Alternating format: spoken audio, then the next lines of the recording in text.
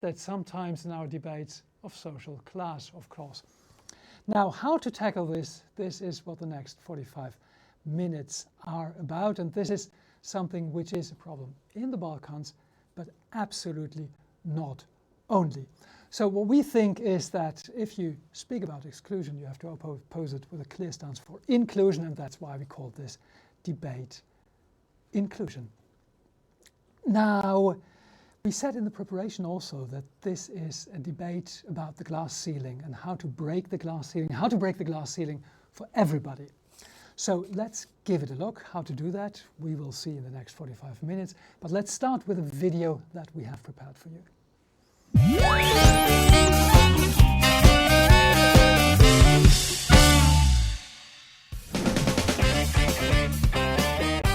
I'm Daniela Veselinovic from Serbia.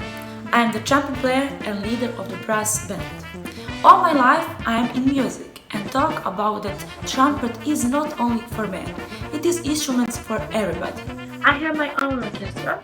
Orchestra Daniela performs in Serbia and other countries, and I am the first woman in Serbian music history who lead a brass band. I hope that in future we will have much more women who will be a leader of the some brass band.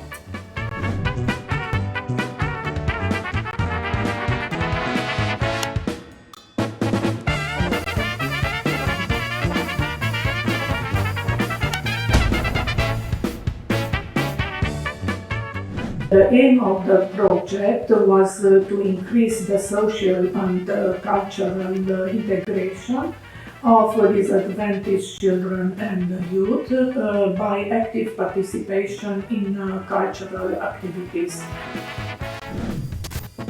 Naši učenici inače izuzetno vole da se bave umjetnošću, da se bave muzikom, dakle te neke vještine su za njih vrlo često i direktan način da izraze svoje emocije, svoje stanje, tako da mogli ste da vidite da nas vrlo uživaju.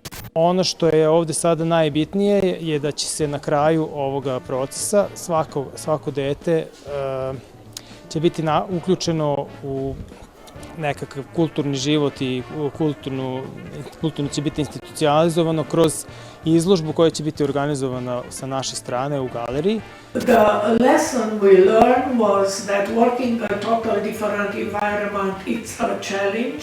It was a large-scale project formed by more than 1,100 children from poor communities, from Roma communities, from with disabilities or with parents working abroad.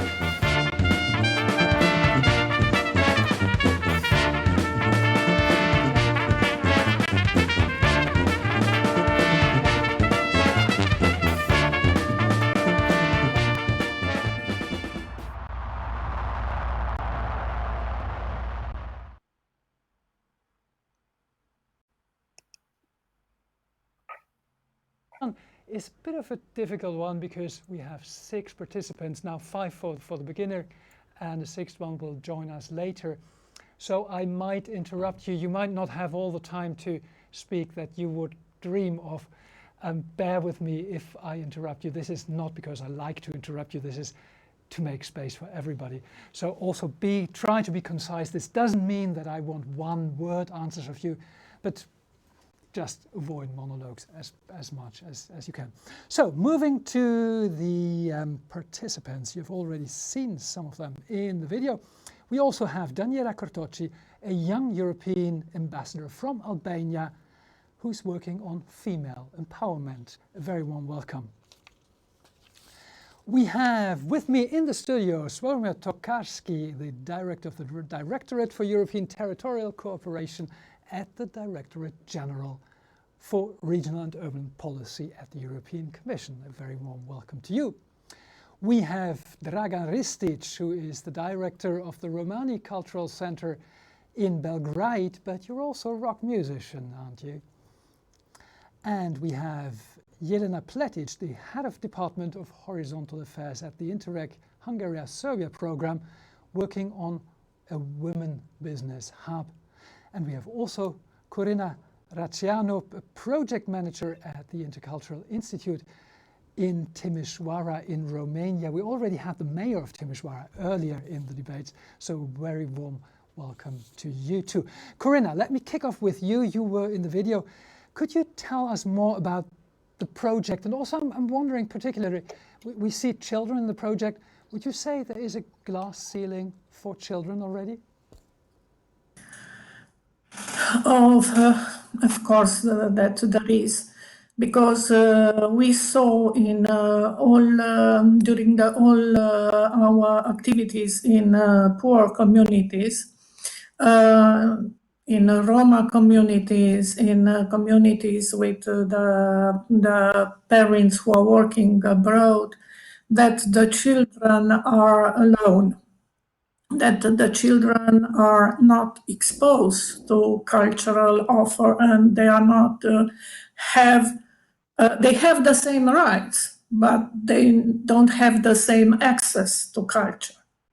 And for us, that was the point from where we start to work on this project. And also it was the opportunity that the program offered us to work together in this environment.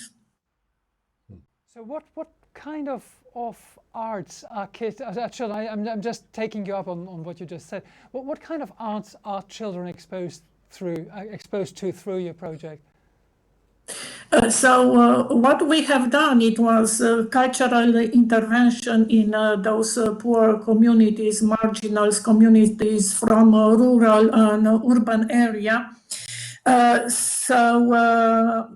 We have done social cultural animation in those communities for the children.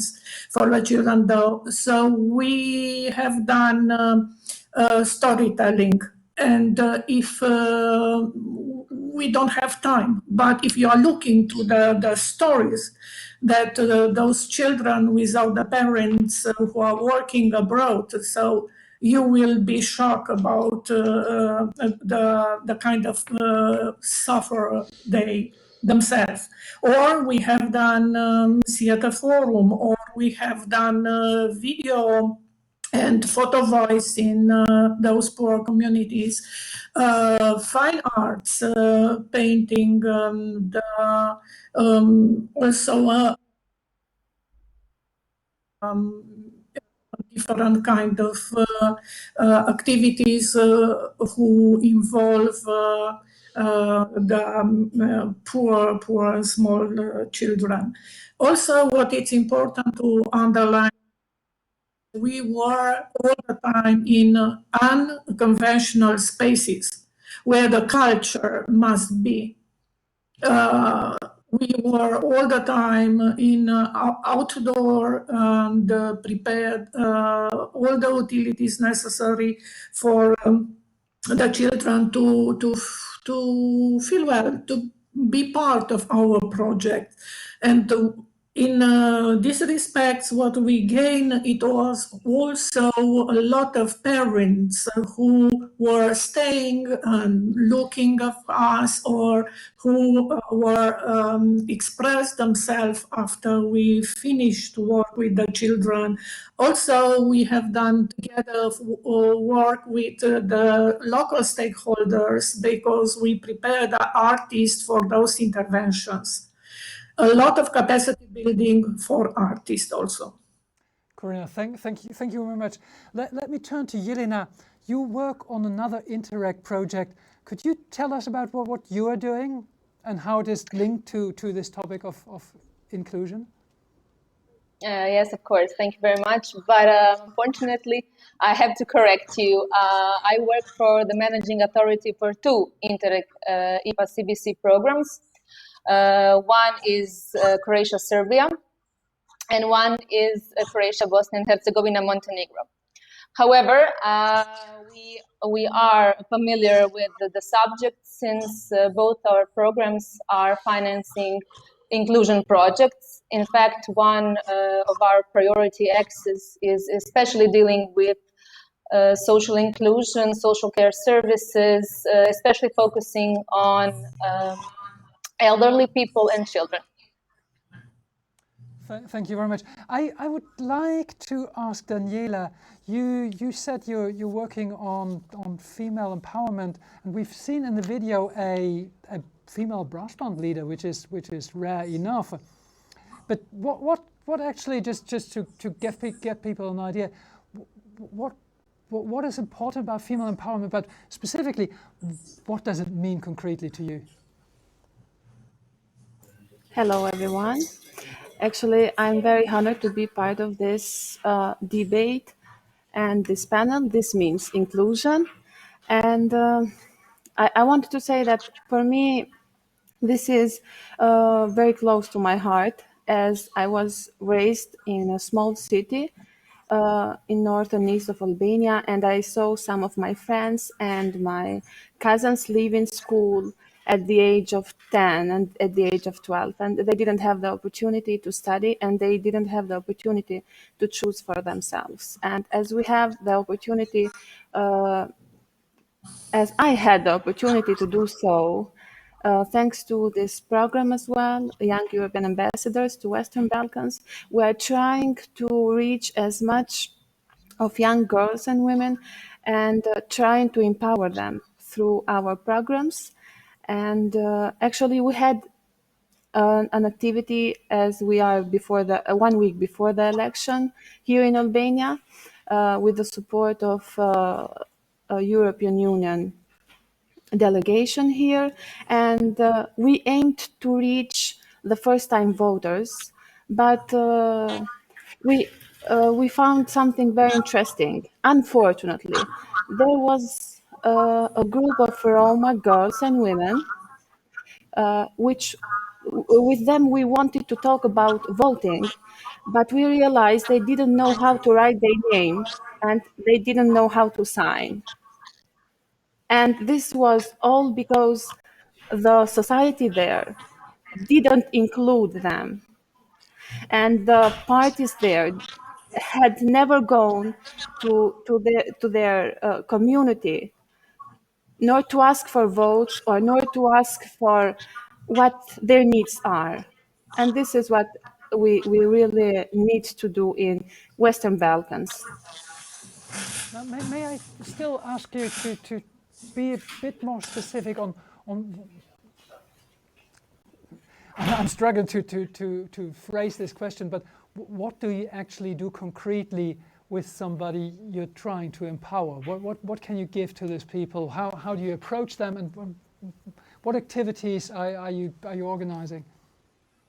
Yeah, okay.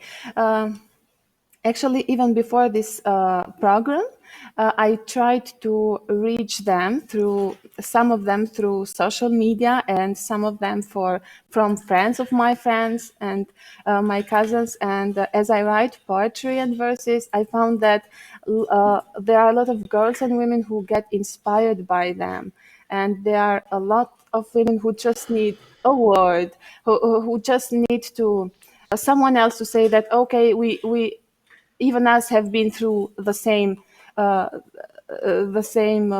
history and the same position, and we could manage to get out of all this. I don't know how to say it. Out of all this, there is a misconception here that girls and women can't do enough. Thank you very much. I'm turning to Dragan now, who is, as I already said, the director of a Roma cultural center, but who also plays in a rock band. And I think we have a video extract. Can we just listen to Dragan's music? Oh, there's something blocking in the video.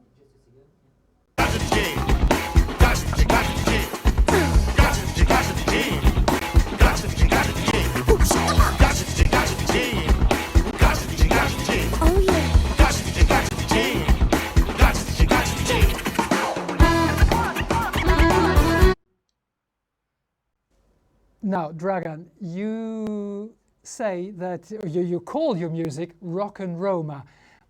Let me just ask you a very stupid question, perhaps a stupid question. What is Roma about your music? Can you repeat, please? I couldn't hear Can you you. repeat? I didn't understand the Yes, question. What is? you call your music rock and Roma. I was wondering, what is Roma about your music? A very nice question. First, I have to tell you that band in which I'm playing, the name of the band is KAL, K-A-L. I'm coming from Belgrade, and actually I'm living in Belgrade. And as we played a lot of tours and concerts all around the world, the Western journalist called our music rock and Roma. I think that for one artist, the most important thing is actually to be aware of his own identity, and because art without identity is for me nonsense. Uh, as I'm not living in a ghetto, uh, and I'm living the same life probably as all of people who are now in this panel discussion. The only one things I could do is actually to mix this what I listen all of my life with my identity and with my ethnic music, means Roma. This means Romani music. This is the only one. This is the only one thing which I could give and which could be different from the others. Means melange or mix of different approach, and which is on the basis is the Romani music gives to our music name rock and Roma. I'm Roma, and if I'm Roma and I have an element of Romani music, and if I present my identity through this music, but if I mix this music with 21st century, this is actually rock and Roma. So that's a very interesting take, because it's of course about identity on the individual side, but then also it is flowing into something more universal, if you can say that rock and roll is universal. But we're having this debate on inclusion, exclusion. You're not living a life that is different from other participants in this discussion, from other citizens in Belgrade. But would you say there is a glass ceiling in Serbia for Roma people, and how does it translate in everyday life? Thanks for this question, because it's a very nice question. I don't think that there is a difference between Serbia, between Romania, and all East European countries. I would just remind you that Romani people started their own exodus in 1018. Means in 2018 it was 1,000 years of our exodus. For these 1,000 years we could meet each other, we could know each other, but unfortunately after 1,000 years it seems to me that we don't know each other. We absolutely don't know each other. And the fact that in 2021 we are discussing about the integration of Romani people in the certain countries is, I would say, huge irony. Because if it couldn't success after 1,000 years, then my question is how many thousand years we need in order to be included in the mainstream society. And this is actually the main question. And the another one question is actually, may I continue? Of course. Yeah, thank you very much. And another one question is actually that the Romani people currently, the key word for the Romani people currently is actually institutionalization. You know, if I would try to ask now all of my colleagues who are in this debate, do you have any organization which is led by Romani people, but it's not NGO, which is supported by the country? Probably they would say they would say not too much. They would say not too much, and this is the I would say the key, the sense of the problem. I would also say, like, from inside, that to the majority population somehow, and I'm getting in politics, but this is unfortunately the truth. I think that to the minority in certain countries, it's not. Of course, I respect my colleagues because they're working on it. It's not a huge interest regarding the politic to create critical mass of Roman intellectuals who are going to lead their own nation in the process of inclusion. If you have a critical mass, critical number of the Roman intellectuals, then they will start to ask for something. They will have their own political parties. Then they will have to ask for their cultural institutions, which are going to be led by them. Then they will ask 1 million things, and then we have a problem. Dragan, thank you very much. I'm interrupting you there because I'm throwing a little bit of your questioning to Sławomir here, who is here in the studio with me. Now, it is true that Roma people are living in Europe for 1,000 years. Are we still busy with inclusion, exclusion? Is this the relevant topic we're debating here? Well, I think it is, but firstly, I wouldn't be that pessimistic because I think we can find examples of other minorities in Europe which also have been persecuted since now 1,000 years, and also women among them, who are now making a lot of progress on the way to emancipation and having the equal social standing. Secondly, we're here to disagree. Huh? We're having a debate. Perfectly within the lines of what we're doing. Then there is also the issue which should be actually taken up by Roma intellectuals, which is to what extent you integrate, or how in the process of integration you don't lose your national identity. And I think somebody before that said, look, there is no art without identity. So how to do that, it is not that straightforward. But what we have already tackled some of the aspects of well, this debate is about inclusion, but I like to say inclusion, exclusion, because it's the two twin concepts which you can't separate. What can the EU actually do to support inclusion? Because it's not only about economic well-being, it's deeper than that. It's about perception. It's about thoughts and perception people are carrying with them all the time. What can the European Union do? Well, I think in the video you saw some of the projects we are doing, and you saw how diverse they are, and actually how they interlink with the other sessions. You have the freedom of expression because it's important for art. You have art and you can use it to foster inclusion. So we have a huge experience in projects dealing with social inclusion because they have been in the core of regional cohesion policy since many, many years. And I think you're also right in saying that it's not only about economic growth. It's also about inclusive communities. I mean, people are, of course, the investment in infrastructure or education, for example, infrastructure helping handicapped people is important. But I think much more important is the feeling that one belongs as a fully fledged member to a community. So we should also speak about inclusive communities. And those often are more important than the investment in sort of hard facilities. Daniela, if I can take this to you, if we're speaking about inclusion, it might you might phrase that. Sorry, I'm struggling myself to phrase this question.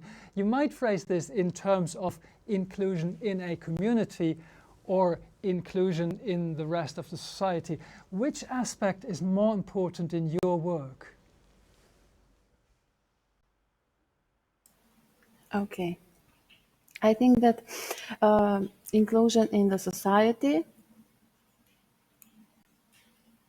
if I heard it well, yeah. in this direction, I think that if we go with inclusion in our activities and inclusion in education and art as well in each city, I think it will make it more easier to adapt and to go in wider levels. Thanks for the moment. I'm not sure, has Mila joined in the meantime? Wonderful. I introduce the sixth guest of this round, Mila Tchaikovska, who's the Minister of Education and Science of North Macedonia. And Milan, a very warm welcome to you. And I would like to ask you that, as you're one of the policymakers here in this debate, what can a state actually do? What is your country doing for inclusion? Thank you for the question and opportunity to debate on this important issue. I must say that I'm coming from the civil society, and the concept of inclusion in the society and recognizing the need of every person in the society and adapt the system to serve to the people, for me it's a basic value. And before, as a Minister of Labor and Social Policy, I've done a lot in a part of inclusion in social protection. This means the process of DI for every child is finalized. DI, deinstitutionalization. There is no any child in the system that still is living in a big orphanage or unsuitable institutions that are far away from the developed countries, and we done it in 2 years. Also, we adapt some of the schemes for the for different needs of the different group of people in the society. Now, as a Minister of Education, I try fully to open the schools in a primary education for all people. This means the access as accessibility to the infrastructure. But the second thing is to adapt the school books. The third thing is to introduce the educational assistance to those that are in need of that. And I think that all the elements in the system needs to be adapted to the different needs that the people in some community are having, and the educational system giving the basic values and education about the civic values that we need to have as a country that is trying to be or to achieve the European standards here in the region. And if we have ratification of the conventions, if we have a change in the laws, but they are not reflected in the educational programs in the primary education, this means that we are not doing preparation of the inclusive society. And my real push in my policies is to create this transfer, that all the laws that we accepted, all the directives that we transpond to our laws now are part of the educational system and prepare future citizens, our pupils now, to be citizens that will respect the inclusion, and they will accept the inclusion as a concept. Thank you very much. Dragan, we are on education right now. One of the topics you were raising was working towards a critical mass of Roma intellectuals. What would you say stands in the way of that currently? Can you repeat, please? The sound is very bad. I don't know why, and I'm trying to hear, though I have the speakerphones. Okay, I repeat my questions. We were just speaking about education right now, and you raised that issue of working towards a critical mass of Roma intellectuals. So my question would be, what do you think currently stands in the way of having a critical mass of Roma intellectuals? Thank you very much. I mean, it seems to me that my role in this discussion is to make it more interesting. As much as I'm going to be opened, I think that this discussion is going to be much more interesting, because I absolutely disagree with the statements because um, I just hear the positive things, but the things on the Balkan are not such a positive. The biggest problem is actually, I would say, this is circulus viciosus. I mean, I don't go to school because I don't have a money. I don't have a money because I don't go to school. We have several elements. The first one I would say is that there is not. I mean, it's for me it's a tragedy. Even now, even in this moment, to speak about this that we are educated Romani kids. But my question would be, what we did until now? I mean, if we count that East European countries started their access to European Union before almost 30 years, what we did for 30 years, what are the results? How it comes that we don't have critical mass of Roman intellectuals? What is the problem? This is the point. And there are several, I would say, facts. The first one, I would say that there is not a huge interest of the certain states, actually all states in East Europe, to do it. I think first on the Balkan, but East Europe is the same because all of us were under the communism when we were, I would quote, all equal, but we never were all equal. And I would say that it's not a big interest of the each country. Honestly, to which country would be important to integrate Roma kids or Roma people in the society and to make them to be intellectuals? I would say just one thing: the authority would lose the Romani votes. I mean, it's better to be in your own ghetto and just raise your hand on the political elections than to be intellectuals. If you're an intellectual, then you know much more on other things which are very important for Romani nation. You see, these are the problems. I do see, I take your question and I throw it back to Mila. How do you react to that?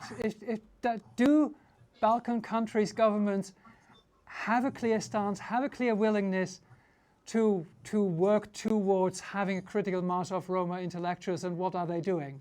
Do you disagree or do you agree with what Dragan just said? It's not about agreeing or disagreeing. It's about discussing about the issues that are happening. I must say for our country that we are fully committed for inclusion or all aspects, but it's important to know that we are developing countries. One thing is what standard we need to have in attendance in 5 or 10 years. And the other thing is where we are now. And we clearly are better than 5 years. And in the reports about Roma integration or inclusion, because it's a different for me, I'm a pro inclusion, but the term that are using in the region is integration. I'm from the Roma inclusion. This means that the system is adapted to face with challenges. I think that we have best results in the region about Roma integration. I must to share these statistics, and it is like that. I'm not sure how the other countries are committed, but something that I see that everybody are doing well in this process. And definitely we have still challenges, and we are working on those challenges. But our country is at the top of the countries in the region that are respecting their laws. This means the rights of the Roma people. Also, we have a scholarship, we have a social support system, we have a health support system, and we still need to be focused on the infrastructure. This means the housing and conditions of living. And I think that the Ministry of Transport is working with the local self-government on this issue very intensive. Thank you very much. Yelena, let me turn to you. 30 years of work on these topics. Would you say that success is happening already, or are we just lagging behind and not getting up to speed? I would say that I'm not. I won't agree that we are lagging. I won't say that nothing is happening. Definitely, that's not my point of view. I can see success happening through our projects, through cross-border cooperation, which is very visible to us as the managing authority, but also for people living in cross-border areas. I would also like to share my opinion that we're not here talking about only national inclusion, national issues, ethnic issues, and inclusion in such ways. We are also here to talk about other points in which we need to work, in which inclusion has to happen, in which we need to include many different groups into the community. So I'm definitely not. I don't want us to only focus on only on one issue, which is also very important, I must say. But I can see through the project that we are financing that we are very well ahead in issues of also women empowerment, in tackling issues of children and people with disabilities, improving the infrastructure in order to allow them to include better in the society, in the community, to have all the advantages that also other people have. And I think that also this question is very important to. And I wanted it to be shared today to also raise this issue. Sure. Thank you very much. May I turn back to Corinna, who was in the beginning. We saw the pictures of this project working with kids, and I was wondering, Corinna, do you see, like, over the years working with kids, how these kids develop and what happens to them, and do you get feedback from them after years later? Yes, what I want to share with you, first of all, it is the fact that it's not quite as Dragan underlined. In Romania, for instance, in Romania, there is a big institution for Roma, Center for Roma people, who is working on the national level in the main topics that are necessary to be developed for the Roma people. There is places for the Roma students, free access to the universities. My students, some of them in the master classes were Roma. There are in the authorities on the authorities levels bureau for the Roma problems in each county. So there are peoples who are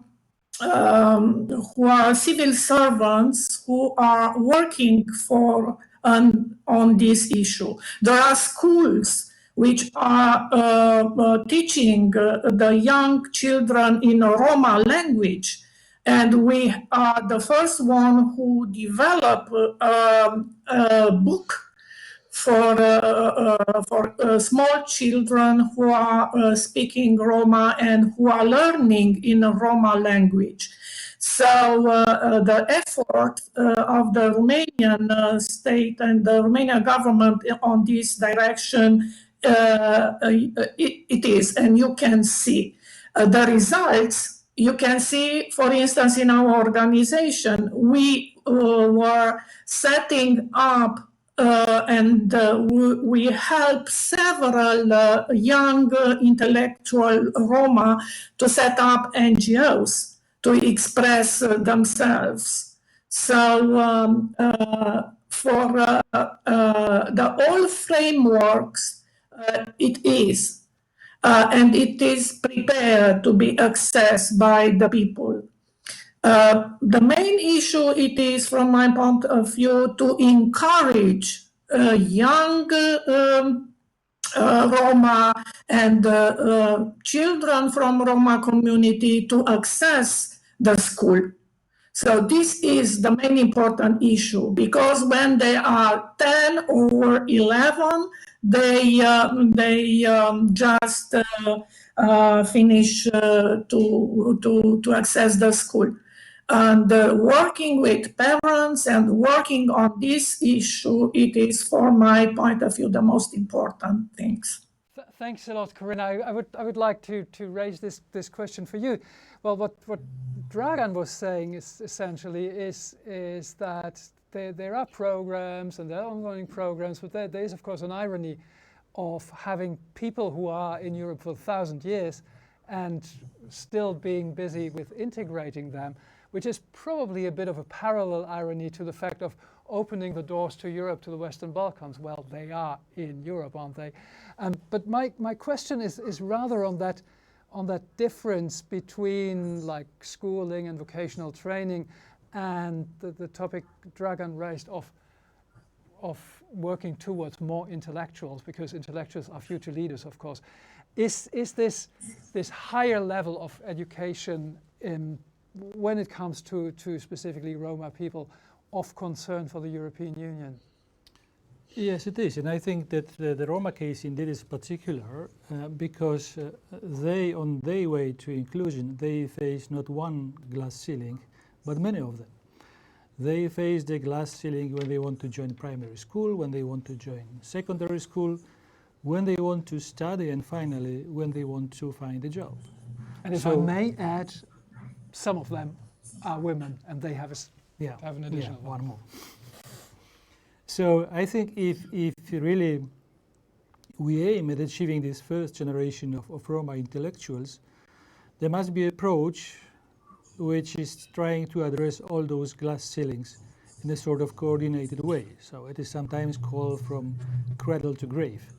If you want to get this first generation, this is the type of approach you need to apply.